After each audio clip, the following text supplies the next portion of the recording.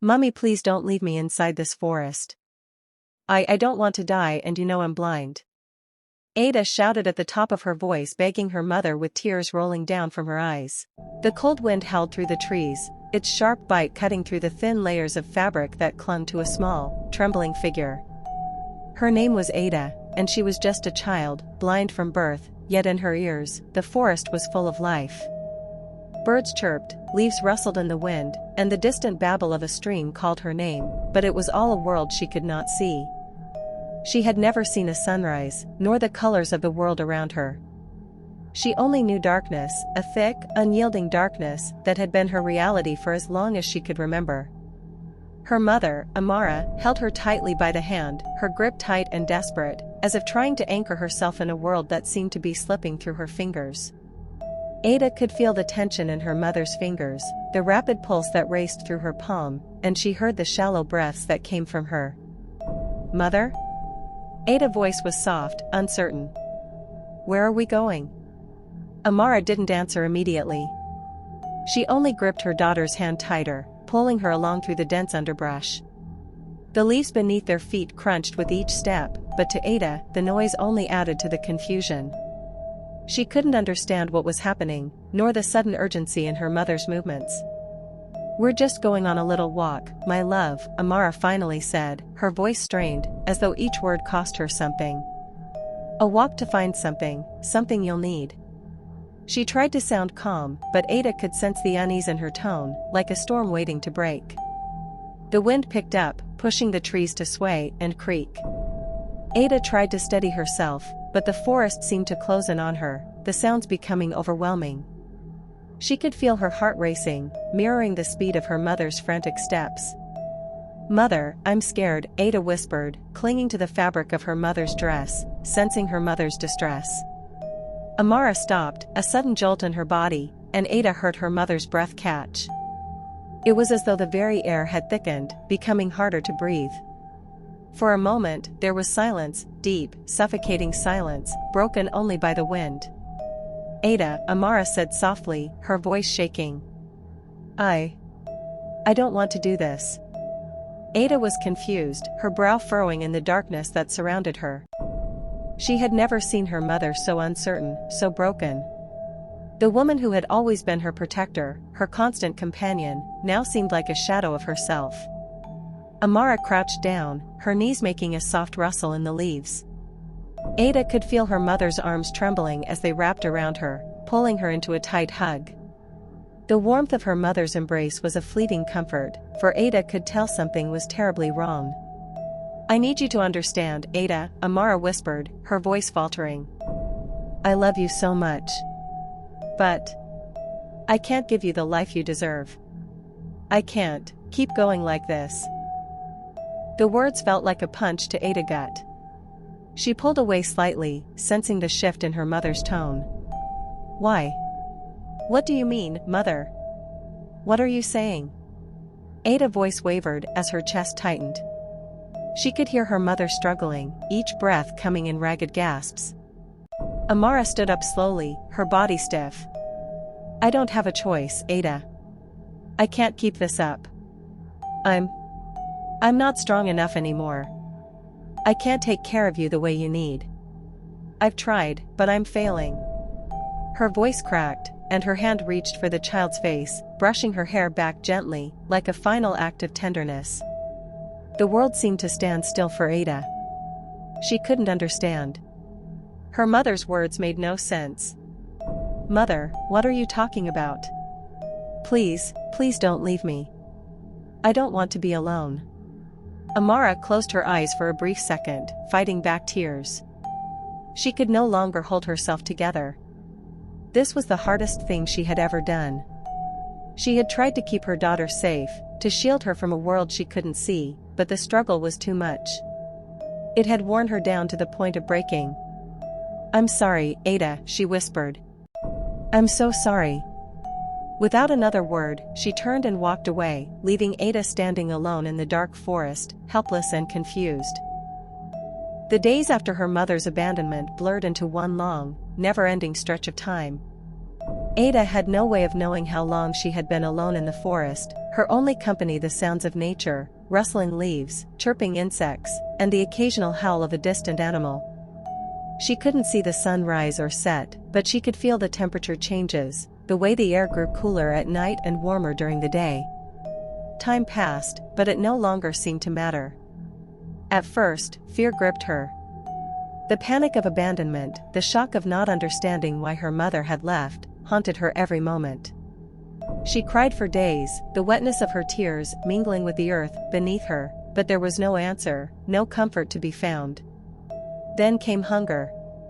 It gnawed at her stomach with a pain that was sharp and relentless. Her fingers, trembling with weakness, reached out to touch the unfamiliar landscape around her. She stumbled blindly through the underbrush, her feet tripping over rocks and roots. She had never learned how to navigate in the wild, but she had no choice now. There was no one to protect her, no one to guide her. But slowly, over time, she began to adapt. Her senses, already sharpened by her blindness, took on a new purpose. She learned to listen more closely to the sounds around her, the rustling of leaves when a breeze passed, the distinct call of certain birds, the soft ripple of the stream she had discovered days earlier. She could feel the coolness of the water against her fingers and began to drink from it cautiously, making sure it wasn't too fast-moving, so it wouldn't pull her under. Her stomach still growled with hunger, but she learned to identify edible plants, leaves with a certain texture, berries with a familiar smell. She carefully reached for what she could find, bringing it to her mouth and tasting it cautiously.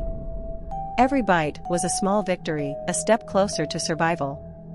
As the days turned to weeks, Ada's body grew thinner, but her mind sharpened. She became more attuned to the forest. She could hear the subtle movements of creatures, the scamper of small animals, the rustle of the wind through the trees. Her other senses seemed to heighten as the world of sight faded further away. She could tell when it was raining by the smell of the damp earth, the way the air turned thick with moisture. She knew when a storm was coming, as the wind shifted and carried a new scent, distant, cool, and sharp. One afternoon, as she knelt by the stream to drink, she heard the faintest sound, a soft rustle of leaves, followed by the snapping of a twig. She froze, her senses on alert. Her heart raced, thudding loudly in her chest. For a moment, all she could hear was the sound of her own breath. Then, a low growl. Ada's body stiffened. She didn't know what kind of animal was nearby, but the sound was unmistakable. A predator. Her fingers trembled as she reached for a nearby stick. It wasn't much of a weapon, but it was all she had. She held it tightly, her senses straining, waiting for any sign of movement. The growl grew louder, closer now. Ada's pulse quickened as she gripped the stick, ready to defend herself. The forest seemed to close in around her, the air thick with the tension of what was about to happen. Suddenly, the bushes rustled again, and out of the underbrush stepped a large, dark figure. It was a wolf, a big one, its fur a deep gray, eyes gleaming with a primal hunger. Ada's heart nearly stopped. Her mouth went dry. She was paralyzed, unable to move, knowing she couldn't outrun it, couldn't hide. She raised the stick in front of her, her hands shaking, but the wolf didn't pounce. Instead, it simply watched her. Its dark eyes locked with hers, and for a moment, the two seemed to stand frozen in time, each acknowledging the other's presence. The wolf let out a low growl again, then turned and disappeared back into the forest. Ada stood still for a long time, her hand still gripping the stick, her heart hammering in her chest. The encounter had been brief, but it was enough to remind her of the rawness of nature, the violence that lurked just beneath the surface. She exhaled slowly, her hands trembling, and lowered the stick. It had been a close call, but she had survived. And that, in itself, was enough. She was alive. In the weeks that followed, Ada learned to use her fear as a tool. She became more cautious, more aware of her surroundings. She realized she wasn't just surviving in the forest, she was becoming part of it. She was adapting, learning to live in harmony with the wilderness, understanding its rhythm. But even as she grew stronger, even as her senses sharpened and her survival instincts took over, there was a lingering emptiness inside her. The absence of her mother, the woman who had once been her entire world, haunted her every waking moment. Her heart still ached with the question, why had her mother left her? Why had she abandoned her in this cruel, unforgiving world? Ada didn't have answers, but she knew one thing for certain: she couldn't go back. She couldn't return to the life she had once known. The forest had become her home, and in it, she was learning not just to survive, but to live. And yet, no matter how much she adapted to the wilderness, no matter how much strength she found in herself, the truth lingered: she was alone. The years had passed, and Ada had grown. She was no longer the frightened, abandoned child of the past, lost in the darkness of a forest. The forest had become her world, a place of survival, of self-discovery, and of strength. Yet, no matter how much time had passed, she couldn't shake the loneliness that gnawed at her heart. There was an emptiness inside her, a wound that never truly healed: the absence of her mother. Despite the hardship, the pain, and the constant struggle to survive, Ada had created a life for herself in the forest. She had built a small shelter from branches and leaves, learned the rhythms of the land, and found peace in the quiet moments of the wilderness. But in the solitude of the forest, one thought never left her: the question of why her mother had abandoned her. There were nights when she dreamed of her mother, of the warmth of her embrace, of the tenderness in her voice. But when she woke, those dreams would fade into the darkness, leaving her with the same pain, the same unanswered question. Then, one fateful morning, everything changed. It was a crisp autumn day when Ada first heard the sound. It was faint at first, barely audible over the whispering wind and the rustle of the trees, but it was there. A sound she hadn't heard in years: footsteps. Her heart skipped a beat. At first, she thought she was imagining it.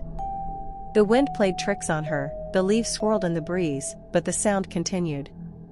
Her breath caught in her throat, and she stood still, her senses on high alert. She listened intently, trying to decipher the rhythm of the footsteps. There was a steady pace, slow, cautious, yet determined. Could it be? Could it be her? No.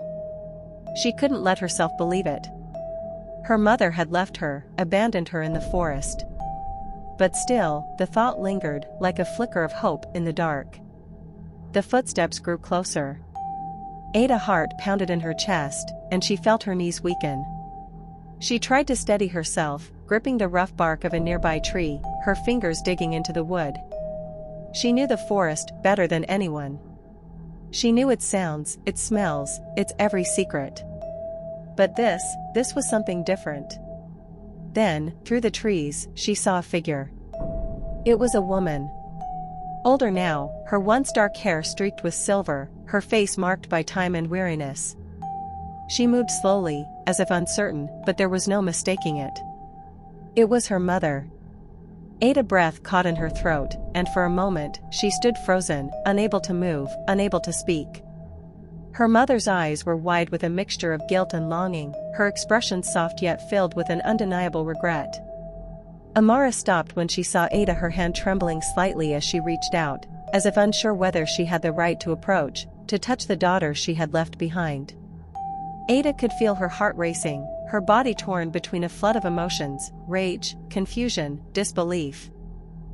She wanted to run, to scream at her mother for abandoning her, for leaving her in this hell of a forest for so many years. But instead, she stood there, silent, her mind too overwhelmed to form words. Amara's voice was fragile as she spoke, as though the words were too heavy for her to carry. Ada. I never wanted to leave you. I never meant for this to happen. Her voice cracked with pain, her eyes filling with unshed tears. For a long moment, Ada said nothing. The wind rustled the leaves around them, but the silence between mother and daughter was deafening. How could you?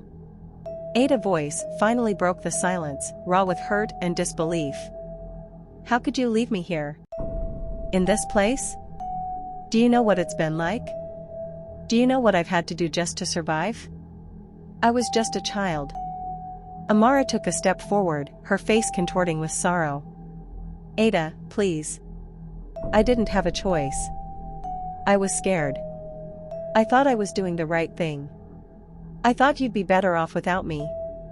But I see now. I was wrong. I was so wrong.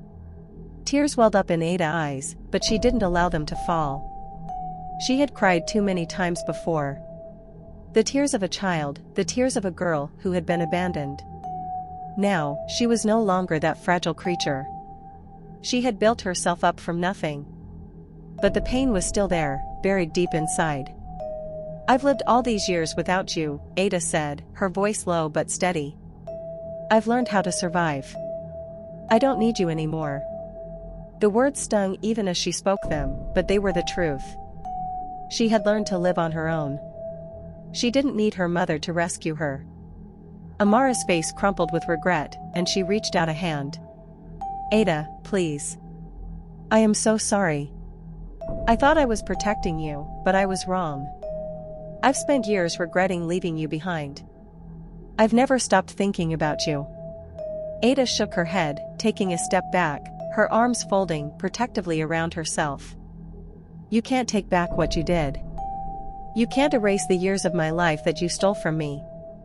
And you can't change the fact that you left me to die in the forest. Amara's body trembled, her face full of anguish. I know. I know I can never make up for what I did. But I'm here now, Ada. Please, let me make it right. Ada didn't respond immediately.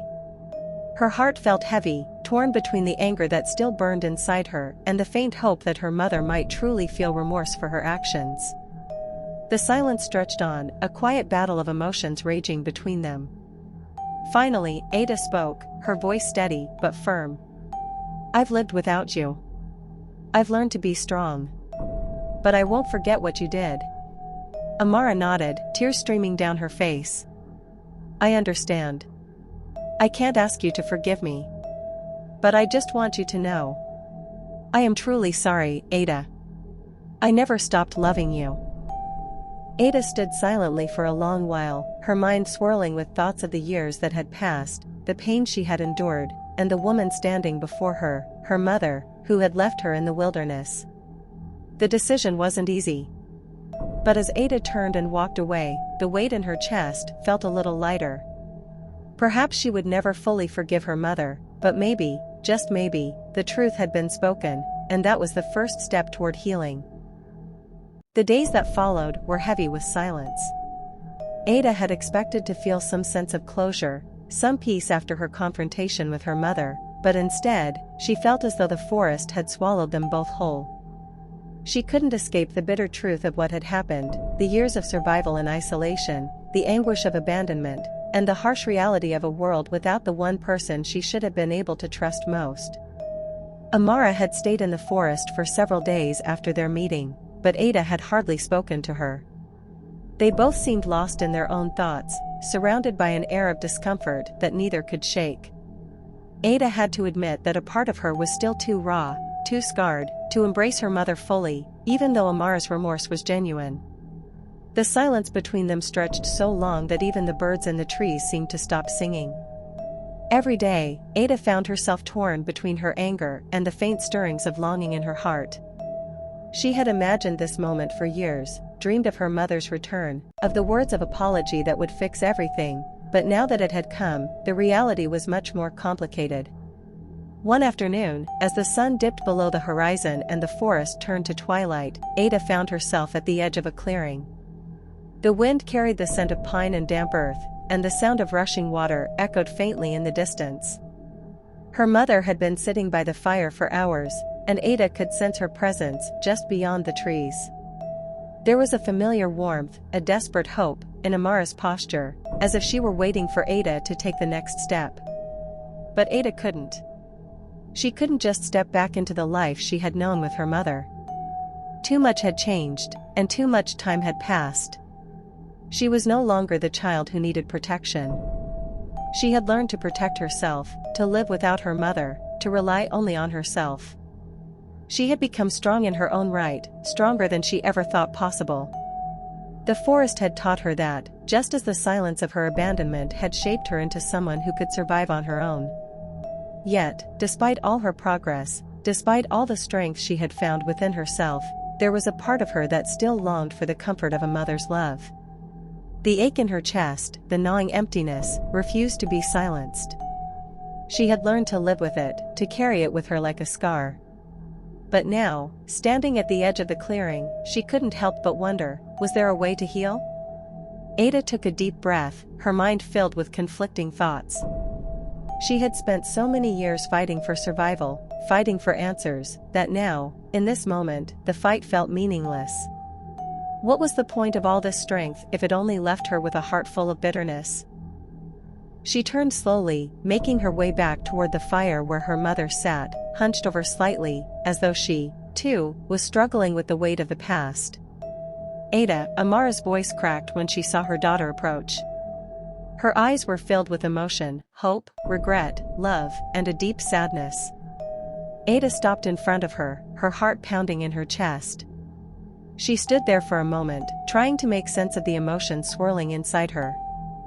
Finally, she spoke, her voice steady but heavy with the weight of everything that had been left unsaid. "Do you know what it was like?" Ada's words were sharp, but they came from a place of deep hurt. To be left here alone? To have no one to guide me, to help me? The forest was my only family. The trees, the animals, the winds, they were all I had. And you, she stopped, taking a shaky breath, her eyes burning with the sting of unshed tears. You weren't there. You left me. Amara's face twisted with regret, and she reached out toward Ada, but the younger woman stepped back, shaking her head. I know, Amara whispered, her voice barely audible. I know I can never make up for what I did. And I know you don't need me anymore. You're stronger than I ever was. But, Ada, I've lived with this guilt for so long. I've carried it in my heart every day since I left you here. I never meant for you to suffer. I thought you'd be better off. I didn't know if I could give you a life, but now I see how wrong I was. I see the strength in you, the life you built for yourself. I'm proud of you. The words were soft, but they hit Ada like a wave. She had spent so many years hating her mother for leaving her, and yet now, standing here, hearing her mother speak with such raw vulnerability, she felt the anger begin to dissipate. There was still pain, still so much unhealed, but there was something else now, something she hadn't expected. I didn't want to hate you, Ada said, her voice breaking. I wanted to forgive you. I wanted to understand. But every day, I was alone. I had no one. Amara closed her eyes, letting the tears fall freely now. I know, Ada. I know. I can't ask for your forgiveness. I don't deserve it. But I am sorry. I am truly, deeply sorry. Ada stood still for a long time, trying to gather her thoughts, trying to find the words to say. She had dreamed of this moment for so long, of confronting her mother, of hearing the apology she had waited for. But now, as the reality settled in, she realized that forgiveness wasn't something that could be rushed, and healing wasn't something that could be forced. She looked at her mother, the woman who had given birth to her, the woman who had abandoned her, and yet, the woman who now stood before her with nothing but regret. There was a strange sense of peace in that moment, a peace that wasn't born of complete resolution, but of understanding. I'm not sure I can forgive you, not yet, Ada said quietly, her voice filled with a sadness that had been buried deep inside her. But I don't want to carry this anger anymore. I want to heal. Maybe that means starting over. Maybe that means finding a way to be in each other's lives again. Amara nodded, her tears still flowing freely. I'll wait. I'll wait for as long as it takes. I don't expect you to forgive me right away. But I'll be here. I'm not leaving again. Ada let out a breath she didn't realize she had been holding. The weight of the years, of the pain, of the unanswered questions, seemed to lift, if only for a moment. Maybe, just maybe, they could rebuild something, no matter how small, from the wreckage of the past.